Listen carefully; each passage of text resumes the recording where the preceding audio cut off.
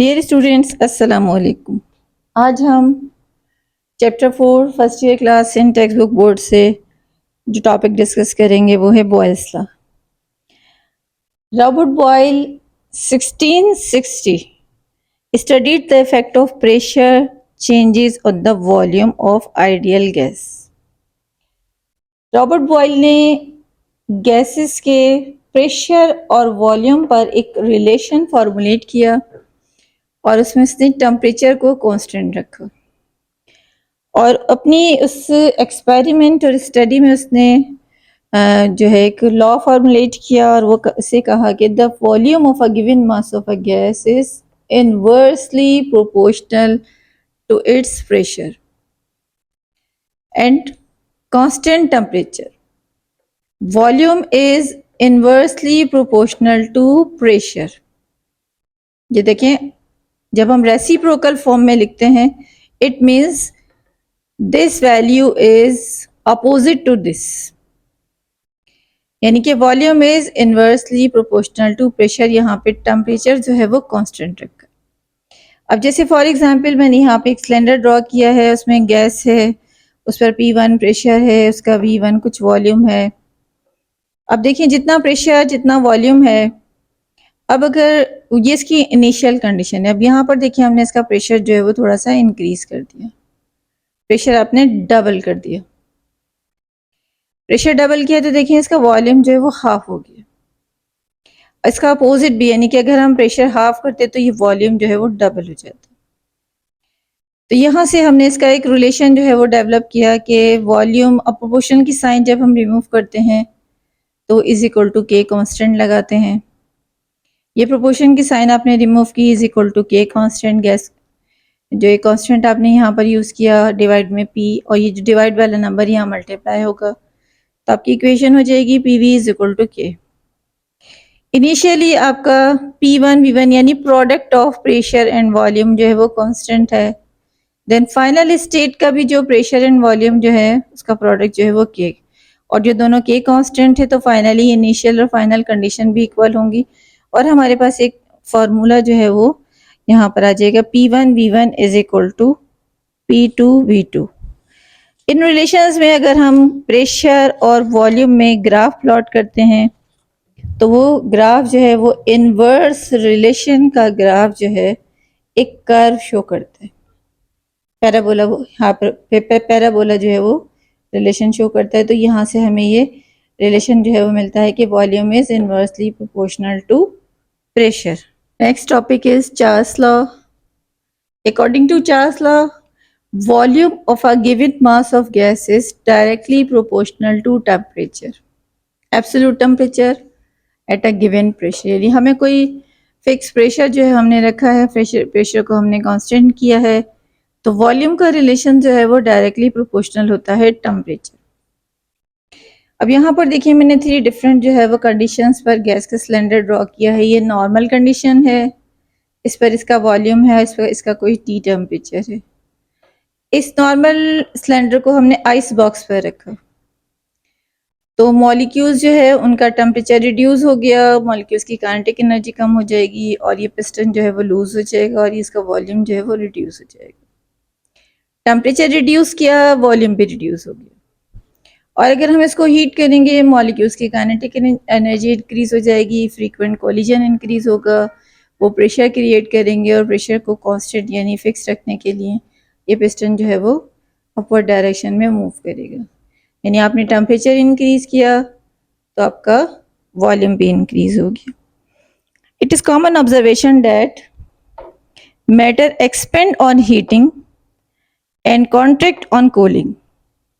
Change in temperature is due to expansion and contraction is very small in solid, liquid, but enormously change and visible change in gaseous state. Gases के molecules जो हैं वो उनमें gap थोड़ा ज़्यादा होता है, they are widely separate from each other, जल्दी से वो एनर्जी गेन कर लेते हैं, जल्दी से कूल डाउन भी हो जाते हैं और जल्दी से हीट अप भी हो जाते हैं। तो हीटिंग का इफेक्ट जो है वो उस पर बहुत ज़्यादा यानी कि रिमार्केबल या नोटिसेबल जो है रिजल्ट हम वहाँ देख सकते हैं कि अगर गैस को हम कूल डाउन करते हैं तो वो वॉल्यूम उसका कम हो जाता है, और अगर हम उसको हीट करते हैं तो वो एक्सपेंड हो जाती है। तो यही रिलेशन को फॉर्मुलेट करके चार्ल्स लॉ ने जो है वो रिलेशन निकाला कि वॉल्यूम जो है वो given mass of a gas is directly proportional to temperature. Volume is directly proportional to temperature. Pressure हमने यहाँ पे कांस्टेंट रखा है। जब भी हम प्रोपोर्शन की साइन रिमूव करते हैं इज इक्वल टू के कांस्टेंट लगाते हैं। के की वैल्यू फाइंड करने के लिए ये टी मल्टीप्लाई वाला डिवाइड में शिफ्ट हो जाएगा। V upon T is equal to K. Initially V1 upon T1 is equal to K, then final condition भी आपकी होगी V2 upon T2 is equal to K. K constant equal है तो initial और final condition भी equal होगी। V1 upon T1 is equal to V2 upon T2। इस relation को फर्दर एक्सप्लेन करने के लिए हमने यहाँ पे प्लॉट ग्राफ किया है, और जो ग्राफ जो है वो शो कर रहा है कि देखें टेम्परेचर और वॉल्यूम में डायरेक्ट रिलेशन। अब जो वॉल्यूम जो है और इसको जो हमने इससे वर्टिकल डायरेक्शन में शो किया है, टेम्परेचर जो है आपका हॉरिजॉन्टल, ये 0 पॉइंट है, और ये जो वॉल्यूम जो है टेम्परेचर के साथ साथ जैसे रिड्यूस हो रहा है या इंक्रीज हो रहा है तो इसका डायरेक्ट रिलेशन हमें नजर आ रहा है। अब ये थियोरेटिकली एक यहाँ पे पॉइंट है कि वो पॉइंट जिस पर -273 डिग्री सेंटीग्रेड, जिस पर वॉल्यूम जो है देखिए वो 0 हो रहा है। This point is called absolute zero. Absolute zero is the temperature at which volume of ideal gas become equal to zero. तो ये जो है concept of absolute zero cannot be applied to the real gases due to interconversion of temperature के हम 3 different units use करते हैं, centigrade, Fahrenheit and kelvin. System international unit में temperature जो है वो हम केल्विन में कैलकुलेट करते हैं, और जो भी सेंटीग्रेड हमें गिवन हो उसको हम केल्विन में शिफ्ट कर लेते हैं। केल्विन में कन्वर्ट करने के लिए फॉर्मूला है आपका kelvin is equal two degree centigrade plus 273। तो जो भी सेंटीग्रेड आपको गिवन है उसमें हम 273 प्लस कर देते हैं। अब यहाँ पे पेज नंबर 80 पर कुछ क्वेश्चंस जो है वो आपके सेल्फ असेसमेंट में गिवन है। नंबर 1 है -12 डिग्री सेंटीग्रेड, तो ये आपने फॉर्मूला लिखा कि kelvin is equal two degree centigrade plus 273, आपने -12 यहाँ पुट किया। माइनस है तो ऑब्वियसली प्लस माइनस माइनस होता है, 273 में से आपने 12 जो है वो माइनस कर दिया। 27 डिग्री सेंटीग्रेड, बिल्कुल सिंपल इजी सा, सेंटीग्रेड प्लस 273 300।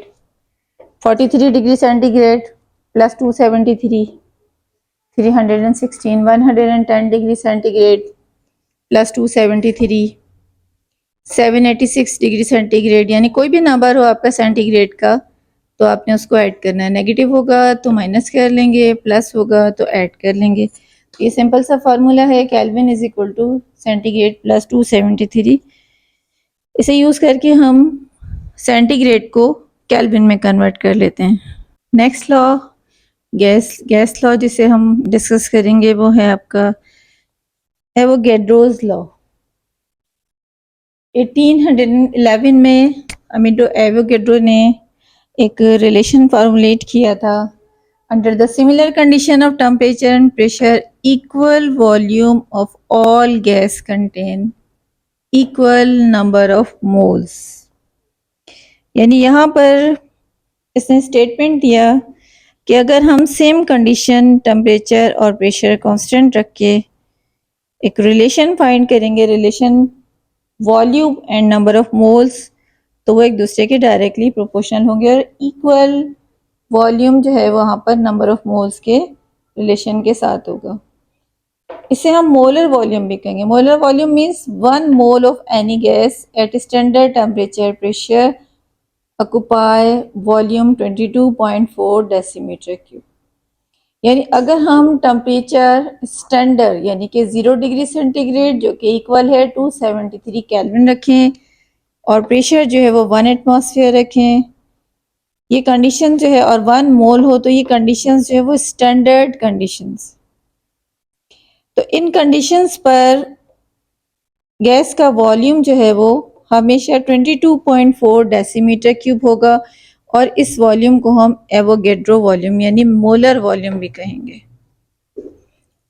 वॉल्यूम, अब स्टेटमेंट में देखिए क्या है कि volume of a gas is directly proportional to number of moles. Volume of gas is directly proportional to number of moles at standard temperature and pressure. Standard temperature आपका 273 kelvin या 0 degree centigrade है, pressure आपका 1 atmosphere है। ये conditions हो तो आप volume जो है वो डायरेक्टली प्रोपोर्शनल है नंबर ऑफ मोल्स, यानी मोल्स कम होंगे वॉल्यूम भी कम है, मोल ज़्यादा होंगे तो वॉल्यूम भी ज़्यादा होगा। डायरेक्ट रिलेशन ऐसे होता है।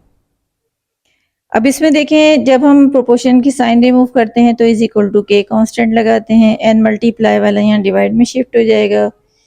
v upon n is equal to K, v1 upon n1 is equal to v2 upon n2. It means that the ratio of volume to the number of mole of gas remain constant. अगर किसी gas का volume n1 है तो उसका volume v1 होगा, और अगर हम उसकी नंबर ऑफ मोल्स इंक्रीज करेंगे तो उसका वॉल्यूम भी इंक्रीज हो जाएगा। तो फाइनली हमारे पास एक रिलेशन आ जाएगा, v1 upon n1 is equal to v2 upon n2। इस वीडियो में आज हमने गैस लॉज को डिस्कस किया, जिसमें बॉयस लॉ, चार्ल्स लॉ और एवोगेड्रो लॉ है। नेक्स्ट वीडियो में हम इससे रिलेटेड जो है न्यूमेरिकल सॉल्व करेंगे, और इन्हीं की कंबाइंड रिलेशन है जनरल गैस इक्वेशन, उसकी डेरिवेशन को सॉल्व करेंगे। ये भी इम्पोर्टेंट टॉपिक हैं जो एग्ज़ाम के पॉइंट ऑफ व्यू से, तो आपकी एजुकेशनल वैल्यूज़ के हिसाब से ये बहुत ज़्यादा इम्पोर्टेंट है। वीडियो को शेयर कीजिएगा, लाइक कीजिएगा।